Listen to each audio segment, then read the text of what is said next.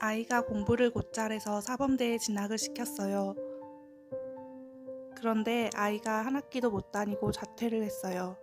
그러더니 사업을 한다고 한참 동안 밖에서 뭘 하는지 집에 들어오지도 않더니 결국 사업도 손을 놓더라고요. 그러더니 몸을 만들어서 헬스 트레이너가 될 거라고 또 집에 안 들어오네요. 이제 사회생활을 해나가야 할 나이인데 뭐 하나 해놓은 것도 없고 운동한다 해놓고 친구들이랑 놀러 다니는 것 같아서 걱정이에요. 그냥 다시 사범대에 들어가라고 했는데 말도 안 듣고 매일 싸우고 있네요. 우리 아들 도대체 어떻게 해야 할까요? 일단은 아드님이랑 어머님이랑 성향 검사를 해봤는데요. 아드님은 굉장히 낙천적이시고 긍정적이시고 쾌활하시고 신속하시고 다재다능하시고 끼가 많게 나왔어요. 어머니 같은 경우는 정반대의 성향으로 나왔는데요. 원칙적이시고 도덕적이시고 규칙적이시고 깐깐하시고 예의를 굉장히 중요하게 여기시는 성향으로 나왔어요.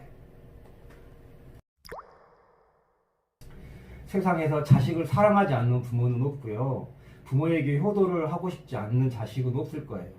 하지만 각각의 성향별로 요구하는 방향이 다양하기 때문에 아들이 요구하는 방향과 부모님이 요구하는 방향이 달라서 각각의 사랑이 전달되지 않는 것 같아요.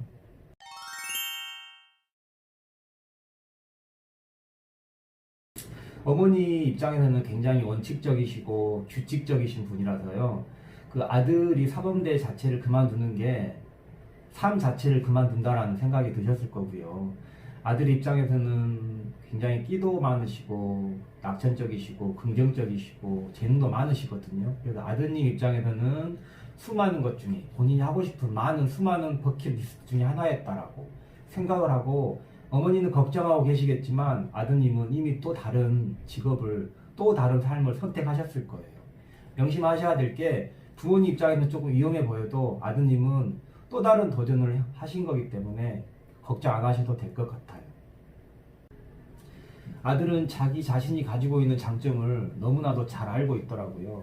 어머니는 아들의 삶 자체가 걱정이 되고 염려되겠지만 아들은 이미 미래를 향해서 준비를 하고 있었어요. 트레이너를 만나가지고 요즘에 유행하는 운동 방법이라든지 앞으로 유행할 운동 방법에 대해서 이미 배우고 있었고요. 어머니 입장에서는 약간 불규칙적이고 불안해 보이겠지만 아들 입장에서는 그 자체가 너무 즐거워 보이기도 하고요. 걱정 안 하셔도 될 것 같아요.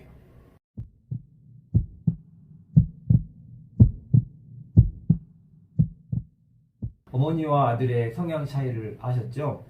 서로 각자의 가지고 있는 그 성향 자체가 틀린 게 아니고요. 서로 다르다는 걸 인정해 주시고, 부모와 자식 간의 관계를 넘어서 서로 인격체로서, 하나의 인격으로서 존중해 주셨으면 좋겠습니다. 우리 어머니는 아들이 앞으로 나아가는 방향에 있어서 든든하게 지원해 줄 수 있는 후원자, 지지자가 되어 주기를 다시 한번 부탁드리겠습니다.